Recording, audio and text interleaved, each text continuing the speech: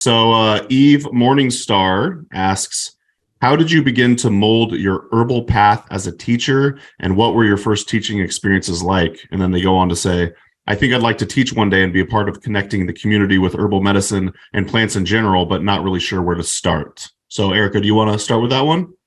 Yeah, I would love to. I feel like, so back in 2017, when I started Sovereignty Herbs, I made this really funny, adamant statement of, I'm never going to have an educational platform. Screw that. No way. And then I realized that over time, that education and having that is a very important piece of operating as an herbalist in business successfully. I feel like, a big part of making a go of this wild work is, to be able to get out there and just start talking to people and connecting people with plants. And so, I think what happened for me was I realized that I couldn't actually work clinically with people like in a vacuum. I really was going to have to change my perspectives on not having an educational platform. And so I did. I started teaching, and I've done a lot online. But the in-person stuff is also really super important, and I feel like it makes in this like super saturated online education environment that we have, I think it makes learning about herbs very special, especially when you can, go on an herb walk or, do a plant propagation class or a tincture making class or things like that. And it just gets these experiences into the hearts of people. And it can plant seeds that you would never know.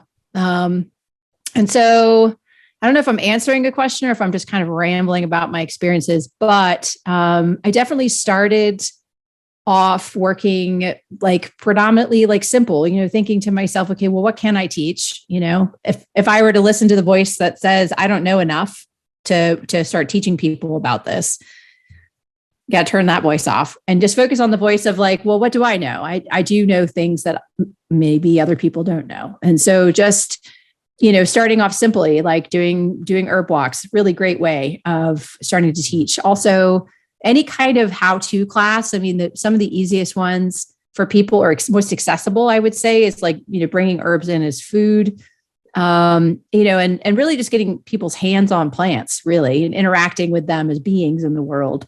And I think that even if you're just starting out in your herbal path, or if you've been in it for a really long time, like going back to these really beautiful, simple classes in person can be really just nourishing on a lot of levels. So I think I answered sort of.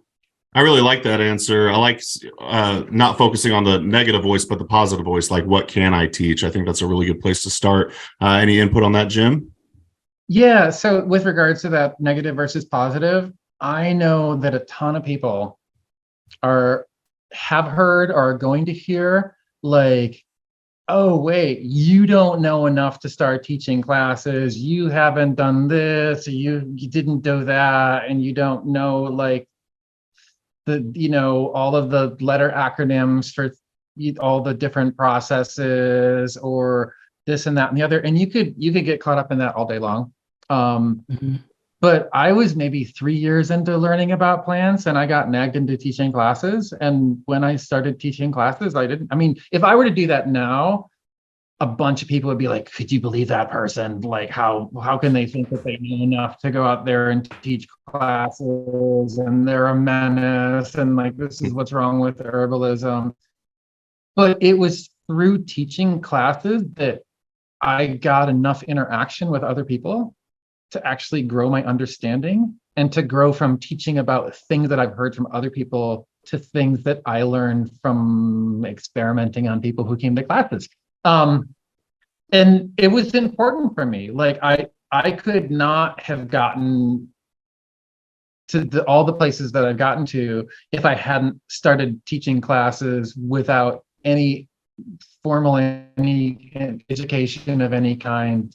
And so like, if someone is like, oh, you don't know enough to teach classes, I'd be like, well, as long as you don't say stuff in the class that you don't know, as long as you can say, I don't know, when someone asks you a question you don't know, then you're doing good. If you taught a class on like how awesome peppermint and spearmint are, or how awesome chamomile is, that would be great. If you talk about like 3 weeds that are probably growing in your lawn that will do helpful things for you, that would be great. Because I tend to dive a little bit overboard in everything, I did like a 7-hour walk for my first class, and I gave everyone like 30 pages of handouts and provided lunch and gave people a tincture, and it cost like $25. So probably don't do that. That was not ideal in terms of practicality, but that was also like, I don't know, 25 years ago. So start off and think like, what do I know and what can I share? And a really easy way to do that is to think, what was helpful to me? Like, what was the thing that I learned that made me go, oh, that made me get it? Like, I read about it in 6 different places. I saw 6 different people explain it in videos. But then when I heard it this way, or I thought about it this way, that's what really made it click for me. And if it worked like that for you, it will work like that for someone else. And when you share stuff like that, it just brings more people in. It brings more people into carrying out plans. And like, one of the things that I've never stopped doing in all of the teaching I've done is just doing like open community classes. And I've done open community classes just as like open or walks anyone can come into, or talking for garden groups, or talking for homeschoolers or something like that. And every once in a while, people have been like, you still do stuff like that? Don't you want to teach like serious herb students? And I think I would be bummed out if I only taught serious herb students and didn't have like this dynamic interaction with my community, because that's important to me, right? And that's what helps me get serious herb students. And that's also what turns people into serious herb students, because a lot of people don't know that they're going to get sucked into herbalism until they have that first exposure that really like makes them go like, oh, this is what I've been craving in my life. And then I usually tell them, oh, I want to apologize in advance for your cupboards and your refrigerator and the other people that think that the free your upcoming mason jar collection. Mason jar collection, how much you're going to spend on alcohol and olive oil and beeswax and all the different places that bottles and jars will end up in your house. Yeah. Yeah, you had so many different points I wanted to touch on. It sounds like humility is a big part of your beginning journey as far as becoming, like, say, a teacher. You have to know what you don't know and be willing to admit to the students that you don't know certain answers and whatnot. So do you think humility plays a role in all this? I that just plays a role in my life, because I think it's an admirable quality, but then there's also just a practical, like, I don't want to be responsible for knowing everything. Like, that's more responsibility than I want in my life, to think like, oh, I have to know everything, because it's an unrealistic goal. And the great thing about herbalism, and the great thing about, like, so Erika's on the show with us, but I have a lot of other friends, is like, I don't have to know everything, because I know other people who know stuff that I don't. Sure. And so if I don't know something, if I'm talking with a client, I can say a couple different things. I can say, like, I don't have experience with this, and I'm willing to work on it with you, but do you want to, like, I can connect you with someone who knows, more, or has more experience, and then I can call around and ask people. Or I can say, like, is it okay if I talk about, what's going on with you with some friends of mine, just to get some more insights that I can put together? And that takes all of that pressure away from feeling like there's already, for a lot of herbalists, especially if you're trying to do this as like a way to make a living, there's so much responsibility. We have to, like, advertise what we do, and we have to know how to do computer stuff, and we have business stuff to think about, and, like, we have to order bottles all the time, and we have to remember to, like, strain stuff out and make a mess of our kitchen. And if we just tack on, like, oh, and I also have to know everything for everyone, it just creates too much stress. And the more that we can be like, oh, one of the reasons that being connected to a larger community really makes sense is that when I don't know something, I can think like, who do I know who might know this? Who could I refer this out to that I would feel like is a good fit for this person? Or, like, wow, like someone asked me this question in class and I don't know the answer. Like, who can I tell them to look into?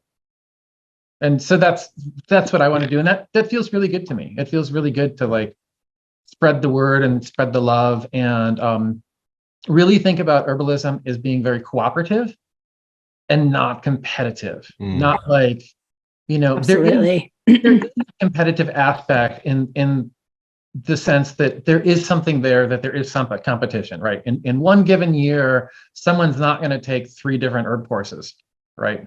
And so they're going to have to decide between this course and this course and this course. But most people aren't only going to take one herb course. Most people are going to try to learn from a bunch of different teachers. And, if someone's like, oh, I heard good things about you, but you seem kind of scattered, I'd be like, yeah, right. I can be kind of scattered. You're right.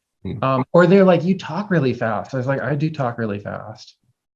And then they might learn better from someone else. They might learn better from someone who talks slower, who's more structured, who does plant meditations or other stuff that I don't do. And, by not needing to do everything, it just opens up more avenues to like, be like, oh, this person is really cool and they do things different. And that person is really cool and they do things different.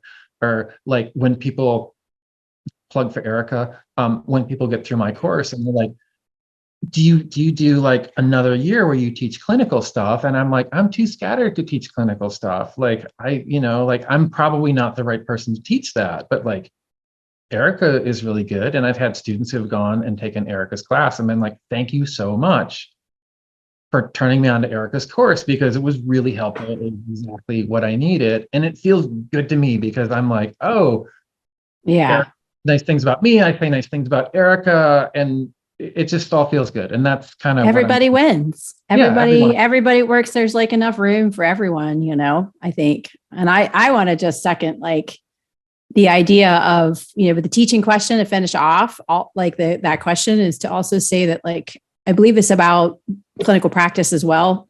Like you don't learn to become a good teacher just by studying herbs. Like you learn to become a good teacher by practicing teaching. And so like wherever you're at in your journey, like it's always a good idea to just go for it, just put yourself out there and give it a go, because the more you do it, like Jim said, the more you learn about the experience of being in that role and the more you can grow and evolve as a teacher. So yeah, I'm all for that.